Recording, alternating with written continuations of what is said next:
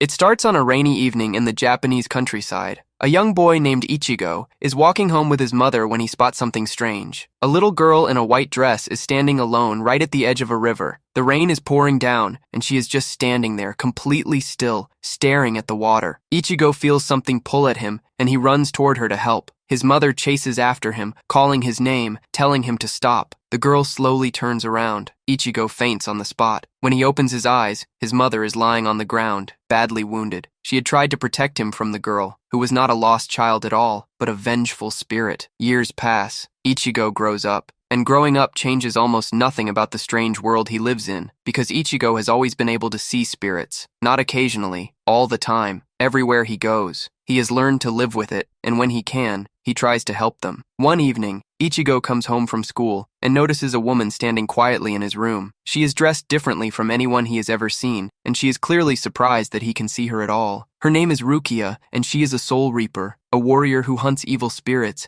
and protects the living from them. Their conversation barely gets started before Rukia goes still. She feels something evil and very close. Ichigo runs downstairs immediately. He finds his sister crouched in a corner of the room, trembling after hearing a terrifying voice coming from outside. Then the wall explodes inward. A massive hand reaches through the rubble and grabs his sister, dragging her away. Ichigo charges outside without thinking. Standing in the street is an enormous monster, a hollow as Rukia calls it. A hollow is an evil spirit, aggressive and hungry, drawn to people with high spiritual energy, and Ichigo, apparently, has an unusually large amount of it. The monster swats Ichigo aside like he weighs nothing. Rukia rushes in and slashes the creature hard enough to make it drop his sister, who lands on top of Ichigo. The hollow recovers fast, faster than expected, and launches its own head at Rukia like a projectile. She barely deflects it. Then it grabs her, and a massive ball of dark energy begins charging in its mouth,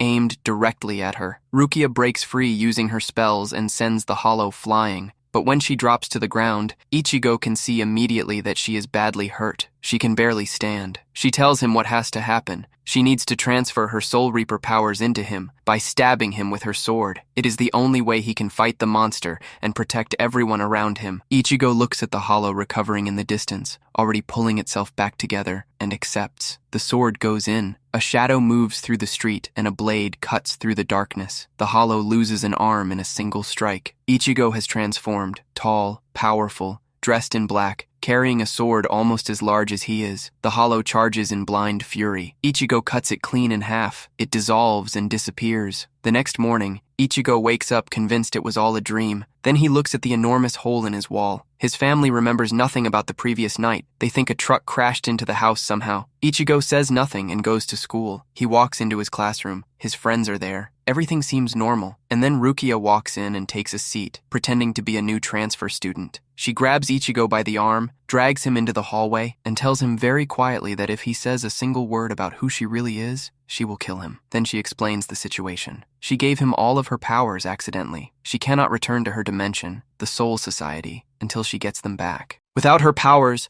she cannot fight hollows, cannot complete her duties, and is essentially stranded in the human world forever. She has to get them back as quickly as possible. She tries the transfer immediately, using a special glove to push Ichigo's soul out of his body. The process requires him to channel all his spiritual energy back into her sword, but it fails. Ichigo's energy level is too high right now. His body would not survive the transfer as he currently is. The only way to make it work safely is for him to get stronger through training, so his body can handle the pressure. Ichigo is not enthusiastic about any of this. He just wants his normal life back. He goes home that evening and opens his closet to find Rukia sitting inside it. She has nowhere to go. He tells her to get out. She tells him to accept his fate. His father bursts in after hearing a woman's voice, knocks Ichigo across the room, and throws open the closet door, which is somehow completely empty. His father gives Ichigo a very serious warning about bringing girls home and leaves. Training begins the next day. It does not go well. Rukia hands Ichigo a wooden sword and tries to teach him basic kendo. He swings it wildly and cannot land a single hit on her. His motivation is clearly not there. At the same time, in the Soul Society, a red-haired Soul Reaper named Renji reports to his captain that Rukia has gone completely off their radar. Her spiritual energy has vanished, which strongly suggests she transferred her powers to a human. The captain's name is Byakuya. and he listens without expression. He gives a single order: find her. Because giving one's Soul Reaper powers to a human is a crime punishable by death. That night, walking home from school, Ichigo senses someone following him. He stops and tells the presence to show itself. Renji steps out of the shadows,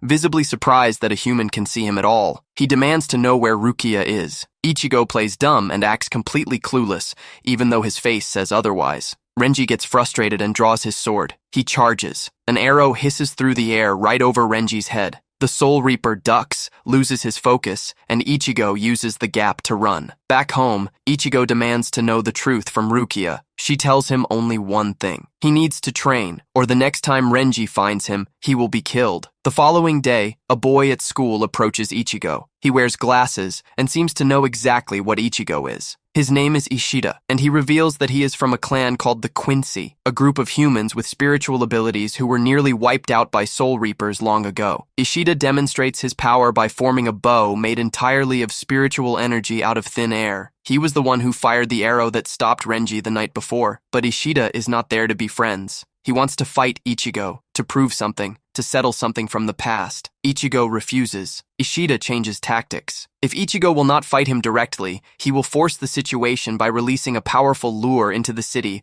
that draws hollows from all directions. Rukia feels the surge of evil energy immediately. She rushes to Ichigo and pushes his soul out of his body, getting him into Soul Reaper form. They race to the park and find a hollow chasing the soul of a young boy Ichigo had tried to help before. The creature is huge and fast. Ichigo charges in swinging his enormous sword, but the hollow is too quick. It evades every strike and the attacks land on nothing but air. The monster launches its own counterattack, and Ichigo barely avoids being crushed under its massive legs. He keeps running, keeps fighting, but he is getting tired. His guard drops for a single moment, and the hollow hits him hard, sending him flying across the park. Before the monster can close in for the kill, it is sliced in half from behind. Renji has found them by tracking their spiritual energy. He dispatches the hollow without breaking a sweat, then turns to Ichigo and charges at full speed. Ichigo tries to react but takes a devastating kick directly to the face and goes flying into a tree. Renji raises his sword for the finish. Rukia throws herself between them and screams at Renji to stop. Renji cannot understand it. Why is she protecting a human? Their argument is cut short when a new presence arrives. A man appears between them, calm and completely still. Captain Byakuya, Rukia's brother. He looks at his sister without emotion and tells her to take her powers back from Ichigo,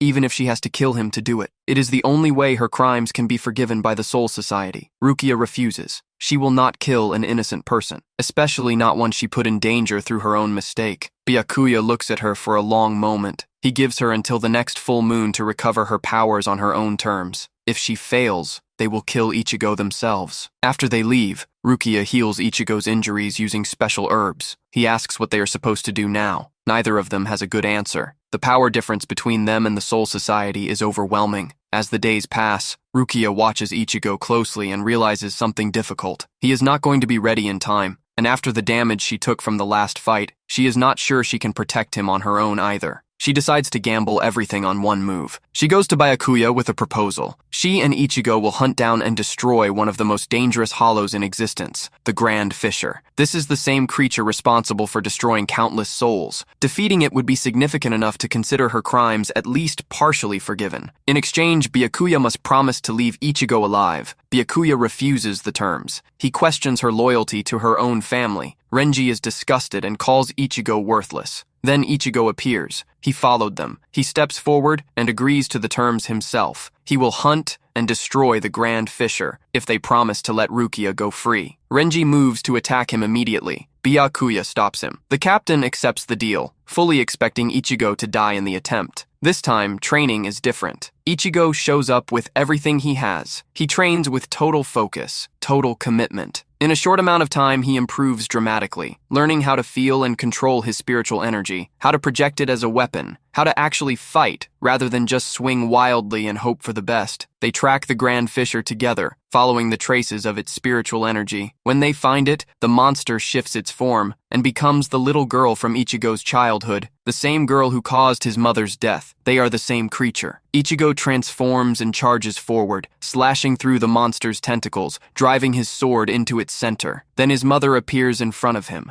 The hollow has created an illusion using Ichigo's guilt, projecting the thing he loves most as a shield. He barely pulls back in time. Rukia breaks the illusion. The Grand Fisher drops its disguise entirely and reveals its true form, a massive, overwhelming beast. Ichigo charges with everything he has, driven by years of grief and anger. The hollow tears through the city, knocking down buildings, throwing people through the air, destroying entire blocks as it hunts Ichigo through the streets. The creature is enormous and its tentacles move in every direction, impossible to track, impossible to avoid. Ichigo defends desperately, barely keeping himself alive. The hollow catches him in its claws and starts crushing him against the ground. Ichigo refuses to stop fighting even with his body being compressed under the monster's weight. An arrow hits the creature and blasts it backward. Ishida has arrived. The Quincy fires arrow after arrow, drawing the monster's attention. The hollow deflects them easily, but the distraction is enough. Ichigo dives underneath it, running along the ground, and cuts the hollow open from below. The monster screams and summons a tornado that throws both of them across the street. Ichigo hides inside a bus trying to catch his breath. The hollow finds him and tears the entire bus apart to get at him. The creature lifts the bus off the ground entirely. Ishida takes aim carefully. One arrow. He fires it directly into the hollow's eye. The monster drops everything. Ichigo launches from above and drives his sword through the creature's head, splitting it open completely. The Grand Fisher screams one final time and dissolves into nothing. His mother has been avenged. Rukia runs to him. Ichigo turns and actually smiles at her. Then Ishida drops to the ground with a sword through his back. Renji has arrived and already broken the deal. He is here to finish Ichigo. Byakuya looks at Rukia and gives her one final chance. Kill Ichigo, return to the Soul Society, and everything will be forgiven. Soul Reapers do not befriend humans. It is not complicated. Rukia cannot do it. Byakuya orders Renji to kill them both. Renji attacks with speed and precision that Ichigo has never faced before. The strikes come from every angle and never stop. Ichigo is knocked into cars, through walls, across the street, but something has changed. Unlike every fight before this, Ichigo is starting to read the movements. He is starting to see them before they happen. He charges back into the fight. They trade strikes hard and fast. Renji is stronger and more experienced. He knocks Ichigo around the battlefield, but Ichigo lands a kick that sends Renji stumbling backward. Renji loses his patience and releases his weapon into its true form, a powerful extending blade that launches toward Ichigo like a living thing. Ichigo runs, unable to adjust to the new range. The weapon catches him and sends him flying into a pile of crushed cars. Renji throws a vehicle at him. The explosion lights up the entire street. Ichigo walks out of the fire. He charges Renji, deflects the extending blade, and cuts through it, sending Renji crashing hard into the ground. When Byakuya sees his Soul Reaper defeated, he steps in himself. The captain moves at a speed that seems impossible. Ichigo slashes at him, and Byakuya simply disappears. He reappears beside Ichigo and cuts him across the stomach. Ichigo falls, gets up, attacks again, gets cut down again, falls again, gets up again, every single time. No matter what Byakuya does, Ichigo refuses to stay down. Byakuya stares at him. Something about it, the stubbornness, the refusal to stop, actually makes him pause. And then Ichigo grabs the captain by the sleeve.